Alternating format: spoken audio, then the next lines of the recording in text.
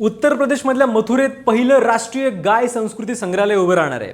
हे गाय संस्कृती संग्रहालय असणार कसं, त्याचा उद्देश नेमका काय, तर या म्युझियमचा मुख्य उद्देश गायींचे विविध फायदे आणि त्यांच्या प्रॉडक्ट्सविषयी अवेअरनेस पसरवणं हा आहे। धार्मिक, सांस्कृतिक, आध्यात्मिक आणि वैज्ञानिक या सर्व पैलूंमधून गायींचं महत्त्व नागरिकांसमोर मांडलं जाणार आहे। या संग्रहालयात देशभरातल्या प्रमुख गायींच्या जातींसह लुप्त होत असणाऱ्या जातींची सुमारे 100 डिजिटल आणि सिम्बॉलिक मॉडेल्स प्रदर्शित केली जातील।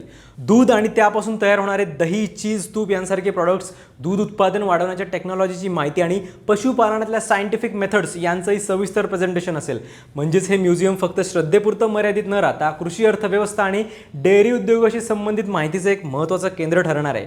भारतीय संस्कृतीत गायीला विशेष स्थान आहे। मथुरेतल्या दीनदयाळ उपाध्याय वेटरनरी युनिव्हर्सिटीच्या कॅम्पसमध्ये हे संग्रहालय उभे राहणार असून यासाठी लागणारी जमीनही निश्चित केली गेली आहे। उत्तर प्रदेशातील ब्रज तीर्थ विकास परिषदच्या पुढाकाराने साकारला जाणारा हा प्रोजेक्ट मथुरेला एक वेगळी ओळख देईल असा दावा मुख्यमंत्री योगी आदित्यनाथ यांनी केला आहे। यामुळे धार्मिक वारसा, सांस्कृतिक मूल्य आणि वैज्ञानिक दृष्टिकोन या तिन्हींचं एकत्र दर्शन घडवणारे हे संग्रहालय नेमकं कसं असेल हे पाहणं उत्सुकतेचं ठरणार आहे। काय वाटतं तुम्हाला याविषयी कमेंट्समध्ये नक्की सांगा आणि फॉलो करा लगावबत्ती।